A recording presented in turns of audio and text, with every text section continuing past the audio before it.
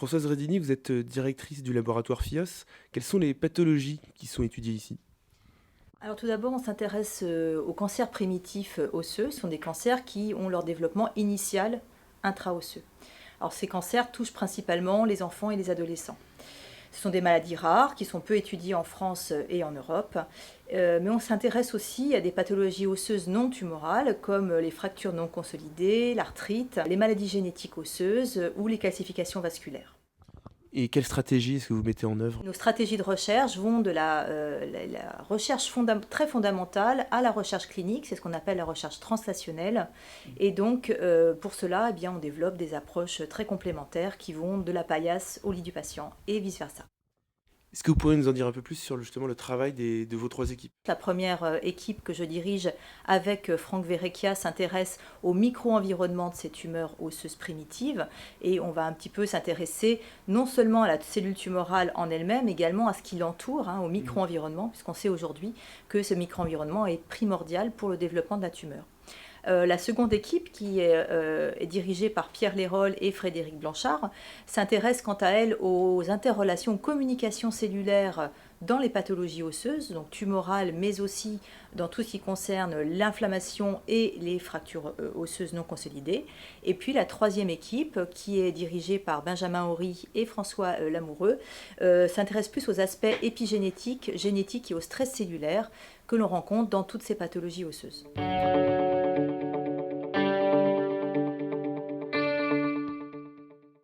Françoise Redini, est-ce que vous pourriez nous parler plus en détail des projets développés par votre équipe micro-environnement des tumeurs osseuses primitives? Alors je crois que c'est signalisation et ciblage thérapeutique. Oui, bien sûr, nous travaillons donc sur les mécanismes moléculaires qui sont liés donc au développement tumoral et notamment à la dérégulation de certaines voies de signalisation comme celle du TGF-bêta, mais également donc à tout ce qui entoure la tumeur, ce qu'on appelle le micro-environnement, et qui va nous aider à mieux comprendre pourquoi ces tumeurs se développent en site osseux. Alors vous nous parlez de micro-environnement, qu'est-ce que vous entendez exactement par ce terme et est-ce que vous aurez des exemples à nous donner? Oui, bien sûr, vous avez justement ici l'étude des tissus qu'on appelle l'histologie, et vous avez un exemple de modèle préclinique de développement donc d'une tumeur, d'un ostéosarcome, où vous voyez ici donc un os sain et un os envahi par la tumeur. Et ce qui nous intéresse, nous, c'est l'interface entre la tumeur et l'os. Et lorsqu'on se focalise sur cette zone, on peut étudier de façon très étroite les relations entre les cellules tumorales et les cellules osseuses. Donc en rose, les cellules qui dégradent l'os, les ostéoclastes, et puis en marron, les cellules qui fabriquent l'os, les ostéoblastes.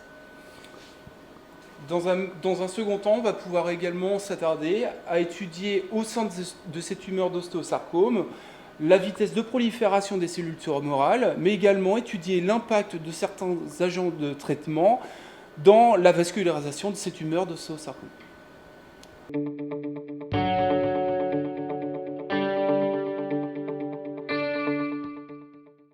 Pierre Lérol, bonjour. Bonjour. Vous travaillez sur la reconstruction osseuse après cancer, de quoi s'agit-il? Nous avons l'expérience des cellules souches dans la cicatrisation des fractures au niveau européen. Et notre objectif est maintenant de reconstruire l'os après la résection d'une tumeur. Et pour cela, nous utilisons la bioimpression pour créer ou fabriquer une greffe osseuse anatomique vascularisée et ainsi reconstruire la partie de l'os manquante. D'accord. Et vous travaillez également, je crois, sur les maladies inflammatoires chroniques telles que l'arthrite? Oui, tout à fait. L'arthrite induit une inflammation chronique qui induit des pertes osseuses. Et notre objectif est de développer de nouveaux médicaments à partir de communication cellulaire et ainsi développer des nouvelles biothérapies. D'accord. Quel est l'impact des cellules souches dans le cancer des os? Nous avons montré que les cellules souches supportent la croissance des tumeurs et nous essayons de comprendre ces communications cellulaires entre cellules souches et cellules tumorales.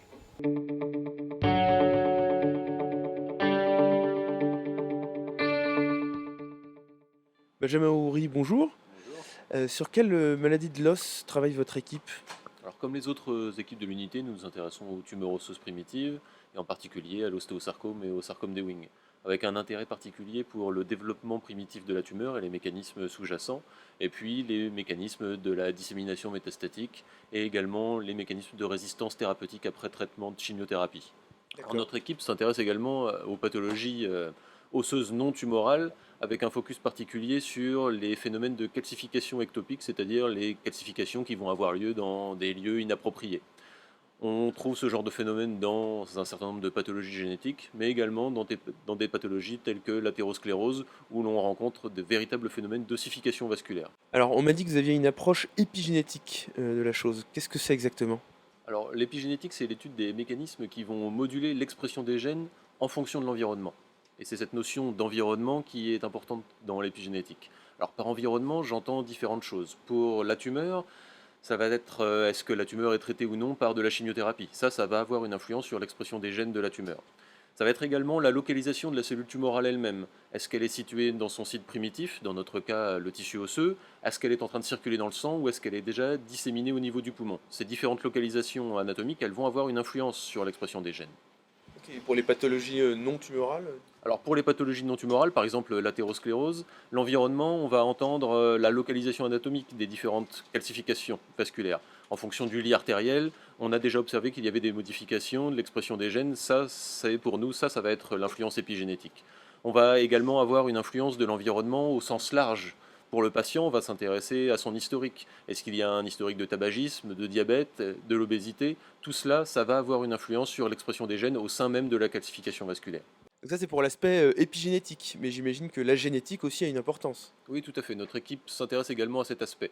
Alors, l'aspect génétique, il est étudié à travers des pathologies génétiques avec des phénotypes osseux. On a la chance dans notre équipe d'avoir des cliniciens, des généticiens, qui nous apportent des cas concrets. On a le cas de patients avec des pathologies génétiques et avec un phénotype osseux particulier. L'idée, c'est d'aller identifier de nouvelles mutations dans de nouveaux gènes qui vont avoir une importance particulière pour la physiologie osseuse au sens large. L'idée, c'est qu'en identifiant ces nouvelles mutations, on va pouvoir identifier de nouvelles cibles thérapeutiques qui vont avoir une importance dans des pathologies osseuses en général, telles que l'ostéoporose. Merci. Merci à vous. Alors concrètement, comment abordez-vous ces projets? Alors nous maîtrisons différentes techniques qui vont s'adapter justement à chaque étape de ces projets de recherche. Donc, de façon très fondamentale, nous étudions les gènes, leurs mutations éventuelles et leur expression dans les maladies osseuses. Notamment, nous nous intéressons aux mécanismes dits épigénétiques qui régulent l'expression de ces gènes. Et ces études donc feront intervenir des techniques d'analyse à haut débit comme des puces à ADN ou du RNA sec. Ensuite, nous étudions les cellules osseuses normales ou pathologiques en culture. Et nous travaillons justement à mettre ces cellules dans des conditions qui miment la maladie, comme par exemple en utilisant ce qu'on appelle une chambre à hypoxie, où les cellules donc, vont se retrouver dans un environnement pauvre en oxygène, ou des gels en 3 dimensions qui vont reconstituer un tissu sain ou malade. L'étape suivante est bien sûr d'utiliser des modèles plus intégrés sur des organismes entiers, et cette recherche donc préclinique est indispensable pour apporter des preuves de concept de l'efficacité d'un nouveau traitement par exemple. Alors le transfert à la clinique est bien sûr l'objectif principal de toutes nos recherches puisque nous travaillons en plus en étroite collaboration avec différents services cliniques de l'hôpital de Tours et de Nantes et notamment avec les services d'oncologie pédiatrique, adulte, d'orthopédie, rhumatologie ou encore de chirurgie vasculaire ou de génétique.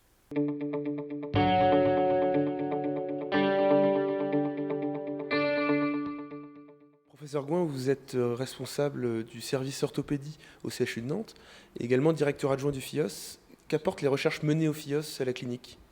Eh bien, dans notre service, nous sommes des cliniciens et donc nous avons des besoins pour améliorer les traitements de nos malades. Et c'est pour ça qu'on travaille en collaboration avec le laboratoire, le FIOS, pour nos sujets d'intérêt qui sont tout particulièrement les tumeurs osseuses primitives, ce qui a permis de développer des nouvelles thérapeutiques et des nouvelles approches thérapeutiques qui ont été évaluées dans des essais cliniques au CHU, et également, mais aussi dans des pertes de substances osseuses, par exemple en traumatologie, où nous avons beaucoup de malades dans ces circonstances, avec des techniques de reconstruction modernes et nouvelles et biologiques de ces pertes de substances.